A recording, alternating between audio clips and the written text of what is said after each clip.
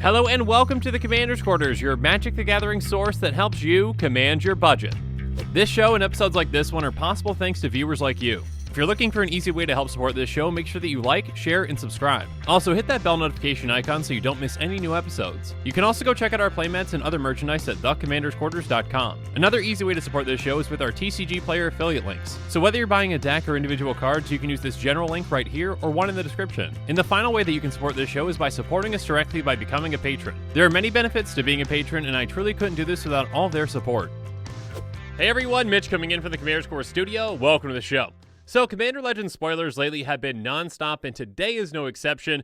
I already have 2 episodes up today, so if you want to go check those out, one's on Hull Breacher, and then one is on kind of my thoughts on what potential other cards would fit in that Hull Breacher Opposition Agent potential cycle. Again, I'm saying potential because those are custom cards.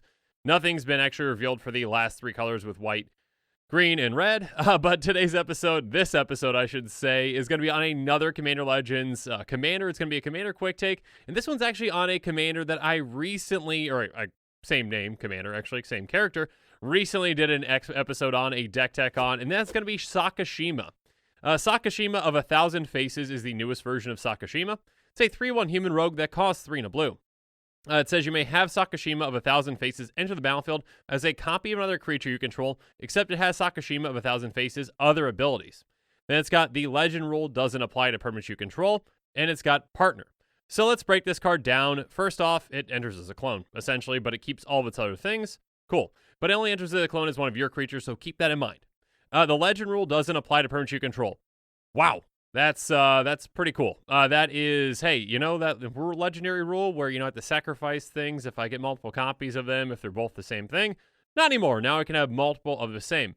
And that last part ties into it with it being a partner commander. Again, this is not partner with. This is just partner, so it can partner with anything that has partner. Got it? Anyway, so yeah. Basically, this is saying, okay, pick whatever other partner commander that you want, and then you want 2 copies of, or more copies of, because again, obviously Sakashima, you need Sakashima in play to make sure that legend rule doesn't apply, but then after that, you can make as many clones as you want of that partner commander that you have, or any other legendary creature that you have, and yeah, some pretty crazy and powerful things can happen from there. So, the kind of cards, again, I mentioned Sakashima before. The original Sakashima is Sakashima the Imposter, and this is basically a legendary creature that can come and play as another legendary creature, except its name is still the same. And then you can also bounce it back to your hand. So somewhat similar-ish, but again, doesn't really apply to everything. But this is kind of basically Sakashima in your command zone as Mere Gallery, which is an artifact for 5 that simply says the red legend rule doesn't apply. Now, there is a difference between the two because Sakashima of 1,000 Faces says the legend rule doesn't apply to permanents you control. So this only benefits you. Your opponents, I highly doubt, if you're playing against another clone deck, sure, they can, benefit off of something like Mirror Gallery, but they're not going to be able to benefit off of this new Sakashima, so that's interesting. Obviously, the direction that I would probably go with this deck, and again, it's going to be different depending on which partner commander you pick, but obviously, I think you're going to want a lot of clone and cloning effects in the deck, so things like the original clone, which is what clone is named after. You may have it enter the battlefield as a copy of any creature on the battlefield. So yeah, basically saying, okay, I get my partner commander out, I get Sakashima out, now the legend rule doesn't apply, I've got 2 copies of that commander, now I'll cast my clone and get a 3rd copy, and then whatever craziness happens because I've got 3 copies of one of my commanders, yeah, again, powerful things can happen with this kind of a deck. Stunt double if you want a flash clone. That's essentially just flash clone. There's a ton of different varieties of clone, and yeah, you've got a lot to pick from. And again, depending on what colors you choose, with that partner commander, then you're going to have access to potentially even more clones. Quasi-duplicate, there's also spells that essentially clone or create a clone token. Create a token that's a copy of a creature, or target creature you control, and it's got jumpstart, so you can basically recast it from your graveyard. So yeah, again, Sakashima as a copy of one of your partner commander. You quasi-duplicate that as well, and then you also, do it again, and then you've got 4 copies of that. So you can even take this, of course, to a step further, just kind of get really ridiculous with something like a Rite of Replication.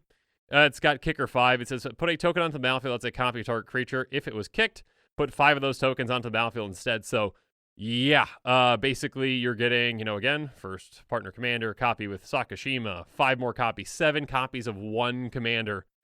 Oh, or again, another legendary creature. You're probably going to build the deck around that partner commander, I would assume, because I mean, unless you're running a ton of tutors, you're not going to be able to reliably kind of get the legendary creature that you specifically want. Though, you definitely could try.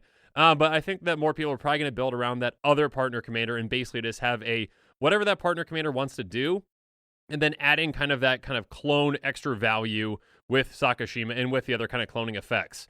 Let's talk about some partner commanders again.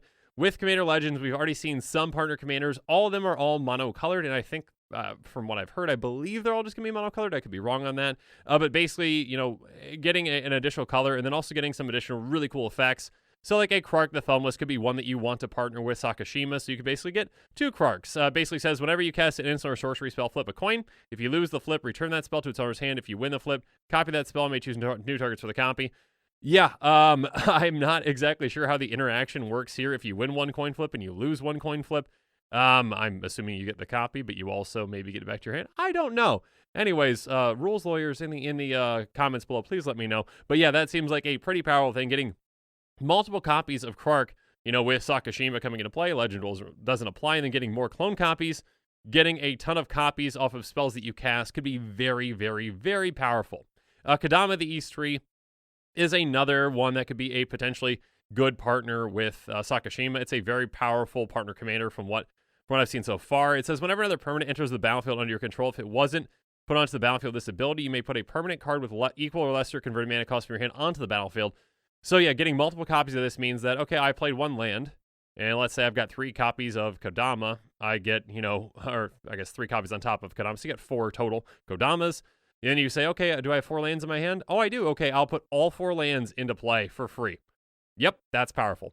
Or, if I cast a creature with a converted mana cost of 6, then yeah, I can go put, 4 creatures in my hand with converted mana cost 6 or less into play for free. So, very powerful things can happen there. Tormod the Desecrator is another one that could potentially partner really well with this. Whenever one or more cards leave your graveyard, create a tapped 2/2 black zombie creature token. So yeah, essentially, you're going to get multiple triggers of this with more copies of Tormod. So yeah, again, if you've got 4 copies of Tormod, instead of, you exile 1 card from your graveyard or, get 1 card from your graveyard back out, you're going to make 4 zombies. So yeah, some really powerful things can happen. Again, Sakashima, I think, is just kind of a very interesting kind of take on, okay, you really like this one commander, let me make that commander even better because I give you the additional extra copies of that commander. So it's just a really interesting take. Obviously, you can partner with some of the older commanders, the older partner commanders, like a Vile Smasher the Fierce is the first one that came to mind for me. That could utilize this. It's going to give you access to more colors, and obviously there's some really cool effects from those as well. Vile Smasher says, whenever you cast your first spell each turn, Vile Smasher the Fierce deals damage to that spell's converted equal to that spell's converted mana cost to an opponent chosen at random. So yeah, you get your, again, 4 clones or 4 total copies of Vile Smasher out, essentially. Then you cast a spell that's got a converted mana cost of 6 or whatnot, and you're dealing out 6 damage, 6 damage, 6 damage, 6 damage at random. So that's what? 24 damage from casting 1 spell. Math. Anyways, so yeah, you can definitely do some very powerful things. Again, you're basically just kind of taking advantage of, how powerful your partner commander is and making them twice as powerful, 3 times as powerful, 4 times as powerful, depending on how many clones you can get out. But yeah, with a deck like this, you can definitely get a ton of clones. There is also an inherent weakness to Sakashima, though, that you really need to kind of work with and actually make sure that you protect Sakashima, because if Sakashima dies and you don't have Mirror Gallery in play, then all of your clones of your commander or whatever other legendary creature are going to die. Because, yeah, the legend rule is going to come back into effect for you. And, yeah, you're not going to get to keep any of them except for, the original or one of the copies or whatever you want to keep. You keep one of them instead. So, yeah, you need to be running a ton of counterspells, like Counterspell, and you need to run a ton of effects that can protect Sakashima, like Lightning Greaves or whatnot. Because, yeah, if you lose Sakashima, the legend rule comes back into effect, and that is not going to be good for your deck when you just say, oh, I've got, however many copies of Vile Smasher. Oh, no, Sakashima died. Now I have 1 copy of Vile Smasher. So you need to be careful with that. That can definitely be a kind of blowout. You can lose a ton of resources because of that. So yeah, Sakashima, definitely an interesting partner commander, one that really helps you kind of really dig into that other partner and say, I really like this partner commander. Let me make it even more effective. But again, there is that risk that you're going to be putting a lot of resources into making that commander, try twice, 3 times, 4 times as effective.